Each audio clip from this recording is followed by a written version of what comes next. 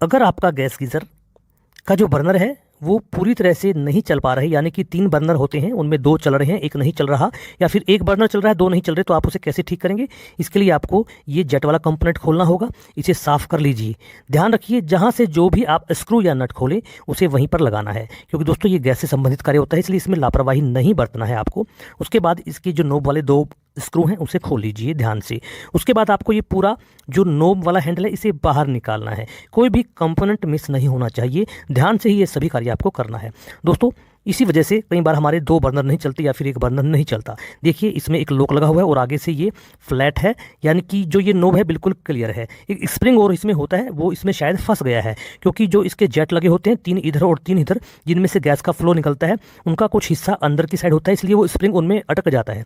इसे आपको ध्यान से बाहर निकालना है, स्प्रिंग को गुम नहीं करना है। अगर स्प्रिंग को गुम कर देंगे तो आपका जो ये मैकेनिज्म है ये डिस्टर्ब हो जाएगा और आपके जो बर्नर है वो फिर आप सेलेक्ट नहीं कर पाएंगे विंटर और समर के मोड पर। ये आपको ध्यान रखना है।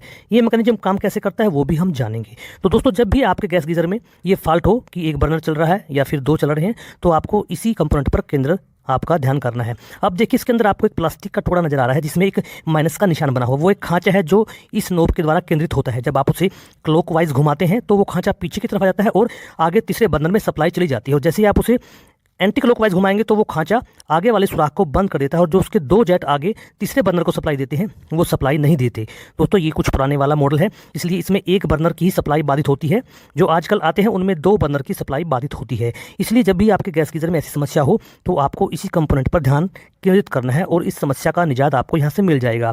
ये पूरा कंपोनेंट आपको बाजार से मिल जाएगा। कोई भी हिस्सा मिस नहीं होना चाहिए, नहीं तो इससे नुकसान की संभावनाएं बढ़ सकती हैं। जैसे आपने इसे खोला था ऐसे ही इसे लगाना है। दोस्तों ये ब्रास का पूरा मैकेनिज्म है। आजकल एल्युमिनियम वाले मैकेनिज्म आते हैं जो हमारा आपको बाजार से आसानी से मिल जाएगा, इसलिए आप उसे नया ही खरीद कर लगाएं तो बेहतर रहेगा। धन्यवाद।